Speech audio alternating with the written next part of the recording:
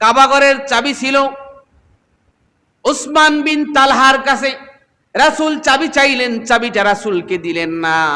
রাসূল ফিরে আসলেন, আল্লাহর হাবিব বললেন, শোনো উসমান বিন তালহা, এমন একদিন আসবে ওই বাইতুল্লাহ শরীফের চাবি আমার হাতে আসবে, আমি যাকে ইচ্ছা করব তার কাছে চাবি রাখার জন্য দিব। সুবহানাল্লাহ। যখন মক্কা বিজয় হয়ে গেল, মক্কা বিজয়ের পর রাসূল বললেন উসমান বিন তালহা চাবিটা দাও, সঙ্গে সঙ্গে চাবি দিয়ে দিল। রাসূল ঘরের ভিতরে ঢুকলেন, মূর্তি মুক্ত করলেন, প্রয়োজনীয় পরিষ্কার করলেন, করার পর রাসূল ইবাদত বন্দেগী করলেন। তারপর সেখান থেকে বের হয়ে এসে আবার সেই চাবিটা উসমান বিন তালহার কাছে দিলেন। কার কাছে? ইমামাতে কুবরা যখন নির্ধারণ করা হবে, সমাজ এবং রাষ্ট্রের ইমাম যখন দায়িত্বশীল সমাজের রাষ্ট্রের নেতৃত্ব স্থানে যাদেরকে বসানো হবে, আল্লাহর হাবিব বলেন মুসলিম রাষ্ট্রের নেতৃত্ব স্থানে যদি তোমরা কাউকে বসাতে চাও, সেই সমস্ত ব্যক্তিদের ভিতরে কমপক্ষে 4টি গুণ থাকা লাগবে। কয়টা গুণ? 4টা গুণ থাকা লাগবে। 1 নাম্বার গুণ হলো ইলম, তার ভিতরে ঈমান আছে কিনা এবং শরীয়তের ইলম জ্ঞান আছে কিনা। ঈমানদার হওয়ার পরে সেই ব্যক্তির ভিতরে শরীয়তের ইলম আছে কিনা, জ্ঞান আছে কিনা, কোরআনের জ্ঞান, দ্বীনের জ্ঞান আছে কিনা সেটা দেখতে হবে 1 নাম্বার। 2 নাম্বার হলো আদেল, সেই ব্যক্তি ন্যায়পরায়ণ কিনা।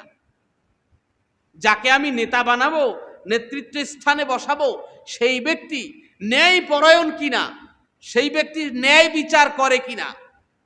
যেখানে ন্যায় বিচার নাই সেখানে আমানতদারিতা নাই, আছে।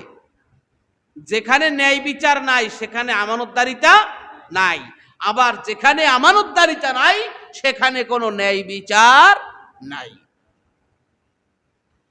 তাহলে 2 নাম্বার হলো কি? 1 নাম্বার হলো ইলম, যাকে আমরা নেতৃত্ব স্থানে বসাবো তাকে দেখতে হবে তার ইলম আছে কিনা। 2 নম্বরে আদিল, তিনি ন্যায়পরায়ণ কিনা। 3 নম্বরে হলো কেফায়া। কেফায়া হচ্ছে সাহিবুল জুরআ, এটা হচ্ছে তার নেতৃত্ব প্রতিষ্ঠা করার পার্সোনালিটি তার ভিতরে আছে কিনা সেটা জানতে হবে। এখন কেলা গাছটা ঠেলে নিয়ে বানাই থইলাম, ওটার কোনো আগাও নাই মাথাও নাই, সেই নেতা দিয়ে কোনো কাজ হবে? নেতা হতে হবে এমন নেতা যখন প্রয়োজন থাবর দিয়ে টেবিল ভাঙতে হবে, আবার যখন প্রয়োজন তাকে দ্বীনি জ্ঞান দিয়ে তাকে বুঝিয়ে লাইনে আনতে হবে। নেতা হতে হবে তাকে, ঠিক কিনা? তাকে নেতা হতে হবে। তাহলে 3 নম্বর হচ্ছে কেফায়া। কেফায়া হচ্ছে কি? সাহিবুল জুরআ, সেটা হলো নেতৃত্ব প্রতিষ্ঠা করার পার্সোনালিটি তার ভিতরে থাকতে হবে। আর 4 নাম্বার হলো হচ্ছে সালামাতুল হাওয়াসি ওয়াল আযা, সেটা হলো যেই ব্যক্তিকে আমরা নেতা বানাবো তার ভিতরে শারীরিক সুস্থতাও থাকতে হবে, মানসিক সুস্থতাও থাকতে হবে। শারীরিক সুস্থতাও থাকতে হবে, মানসিক সুস্থতাও থাকতে হবে।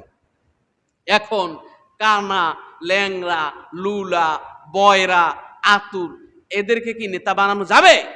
এই ধরনের ব্যক্তিদেরকে যদি নেতা বানানো হয় তাহলে মানসিক বিকলাঙ্গী নেতাও হতে পারবে না, শারীরিক বিকলাঙ্গী নেতাও হতে পারবে না। তাদেরকে হতে হবে এমন নেতা, শারীরিক সুস্থতা এবং মানসিক মস্তিষ্কের সুস্থতা লাগবে। এখন আপনি এমন নেতা হয়তো দেখবেন যে তাকে সুস্থ মনে হচ্ছে, সে আসলে সুস্থ না। যেমন হইলে 1 নম্বরে আপনার যাই কাদের কাকু।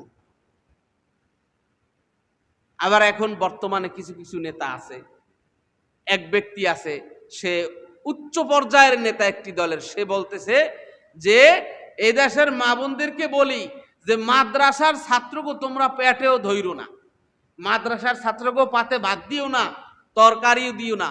মৌলবীরা ওরা 2 টাকার, ওরা কোন রকম জন্ম যাইয়া এতিমখানায় পড়ে টরে, মানে এদেশের আলেম সমাজদেরকে সে 2 টাকার মূল্য দেয় নাই। এই সমস্ত ফাত্রা ব্যক্তিত্বহীন মনুষ্যত্বহীন নেতাদেরকে নেতা করার জন্য নিষেধ করেছেন কে? রাসূল কারীম সাল্লাল্লাহু আলাইহি ওয়াসাল্লাম। আল্লাহ রাব্বুল আলামিন বলেন, ইন্নাল্লাহা يأمركم أن تؤدوا الأمانات إلى أهلها وإذا حكمتم بين الناس أن تحكموا بالعدل إن الله نعم ما يعظكم به إن الله كان سميعا بصيرا আল্লাহ রাব্বুল আলামিন বলছেন বান্দারে শোনো আমানত এমন একটা বিষয় তোমার কাছে আমি আল্লাহ রাব্বুল আলামিন আমানত দিয়েছি সেই আমানতের যেই প্রাপক যিনি আছে সেই প্রাপ্যটা তোমার কাছে আমানতের যিনি হকদার সেই আমানতটা তুমি তাকে বুঝিয়ে দাও প্রাপ্য আমানত প্রাপককে বুঝিয়ে দাও যিনি হকদার এই আয়াতের তাফসিরে ইবনে কাসির এবং তাফসিরে কুরতুবির ভিতরে লিখেছেন আল্লাহ রাব্বুল আলামিন আমানত যেরকম সব জিনিস দিয়েছেন সেরকম নেতা নির্বাচন করাটাও তোমাদের কাছে একটি আমানত দিয়ে দিয়েছেন কে আল্লাহ রাব্বুল আলামিন নেতা নির্বাচন করার আমানত দিয়ে দিয়েছেন এই আয়াত কেন নাজিল হলো মক্কা বিজয়ের আগে একবার আল্লাহর হাবিব বাইতুল্লাহ শরীফ তাওয়াফের জন্য সেখানে গেলেন কাবা ঘরে সেখানে গেলেন যাওয়ার পরে কাবা ঘরের চাবি ছিল উসমান বিন তালহার কাছে রাসূল চাবি চাইলেন চাবিটা রাসূলকে দিলেন না রাসূল ফিরে আসলেন আল্লাহর হাবিব বললেন শোনো উসমান বিন তালহা এমন একদিন আসবে ওই বাইতুল্লাহ শরীফের চাবি আমার হাতে আসবে আমি যাকে ইচ্ছা করব তার কাছে চাবি রাখার জন্য দিব সুবহানাল্লাহ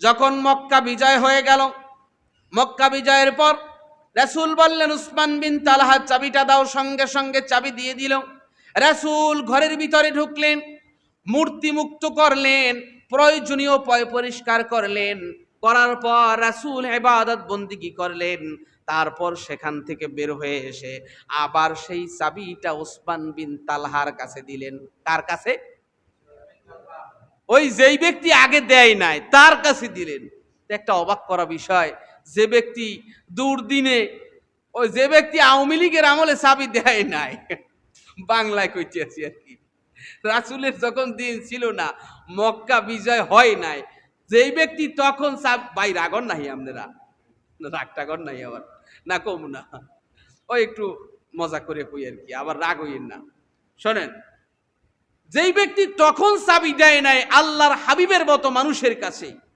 সেই ব্যক্তি আবার আল্লাহর হাবিব চাবি কেন বুঝিয়ে দিলেন আল্লাহর হাবিব বুঝিয়ে দিলেন এই জন্য তাফসীরের কিতাবে লিখে এই জন্য বুঝিয়ে দিয়েছেন ওসমান বিন তালহালকে আল্লাহর হাবিব আমানতদারি হিসাবে একজন ভালো মানুষ পেয়েছেন কারণ ওই সময় তার দায়িত্বশীল যখন তার কাছে চাবিটা দেছে সে আমানত খেয়ানত করে নাই করছে রাসূল যখন চাইছে তখন দেছে দেয় নাই রাসূল বুঝতে পেরেছেন যে তিনিই হচ্ছে শক্ত আমানতদার তার কাছেই আবার চাবিটা দিতে হবে এই জন্য এই আমানতের আয়াত আল্লাহ রাব্বুল আলামিন মক্কা বিজয়ের পরে নাজিল করে দিয়েছেন সুবহানাল্লাহ এই আয়াতের ব্যাখ্যায় বলা হয়েছে বনী ইসরাইলের লোকেরা যখন তখন যাকে তাকে নেতৃত্ব স্থানে বসাইতো এই জন্য আল্লাহ নিষেধ করেছেন যে যাকে তাকে নেতৃত্ব স্থানে বসানো যাবে না আচ্ছা মনে করেন ঢাকার একটা শেয়ার কোচ গাড়িতে উঠছেন যাবেন কোথায়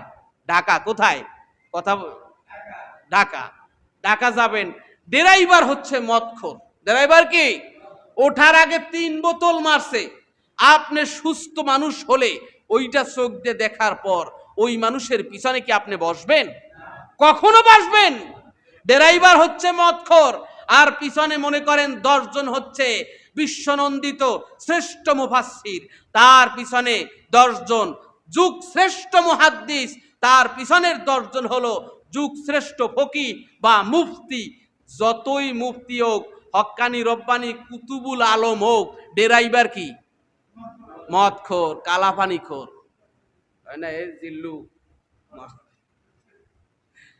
ড্রাইভার কি মদখোর পিছনে যদি 30 জন থাকে বড় বড় কুতুব কোনো কাজ হবে গাড়ি যাইবে কোথায় কোলায় খাদে যাবে হযরত ইমাম হোসেন চিন্তা করলেন যেথায় যায় যাও, একজন মদখোরের হাতে, একজন জেনাকারীর হাতে রাষ্ট্র ক্ষমতা থাকতে পারে না। এই জন্য হযরত ইমাম হুসাইন রাদিয়াল্লাহু তাআলা আনহু সংগ্রাম শুরু করলেন। সংগ্রাম করতে গিয়ে দ্বীন ইসলামের জন্য, দ্বীনের জন্য তার সপরিবারে দেহের তাজা রক্ত ঢেলে দিয়ে জমিনটাকে উর্বর করে দিলেন। রক্ত দিতেই হবে, শহীদ হতে হবে। এই জন্য আল্লাহর হাবিব বলেছেন, যদি জমিনকে, ইসলামকে প্রতিষ্ঠা করতে চাও, তাহলে সর্বপ্রথম ইসলামের জন্য মায়ের খাও, মায়ের খাও, ফাঁসির কাষ্ঠে জ্বলো, শহীদ হও, তারপরে ইসলাম কায়েম হয়ে যাবে। এই শাহাদাত গাহে উলফত মে কদম রখনা, লোগ সমঝতে হে আসা হে মুসলমান হোনা। যত চেষ্টা করো দ্বীন ইসলাম প্রতিষ্ঠা করার জন্য, যতক্ষণ না পর্যন্ত শাহাদাতের ঈদগাহে শামিল হয়ে না যাও, ততক্ষণ পর্যন্ত দ্বীন ইসলাম কায়েম হবে না। হবে নাকি ভাই? হবে। বুয়াই তো প্রথম দিনই পালাই যাইতে পারতো, তাহলে তো 2000 শহীদ লাগতো না। আল্লাহ তো বলছেন ইসলামের জন্য তোমাদেরকে ত্যাগ করতে হবে, তারপর হলো সুদিন দেখতে পাবা। এত আস্তামশা নাই। আল্লাহ রাব্বুল আলামিন কবুল করুন, আমিন। আসসালামু আলাইকুম ওয়া রাহমাতুল্লাহি ওয়া বারাকাতুহু। কারবালা নিয়ে তো আগামী সপ্তাহের কথা বলবো না, এই জন্য এই সপ্তাহ শেষ করলাম ভাই, রাগ টাগ করেন না। এটা সরান, এই কই গেলে কই, এটা এদিক দাও, এইটা এদিক দাও।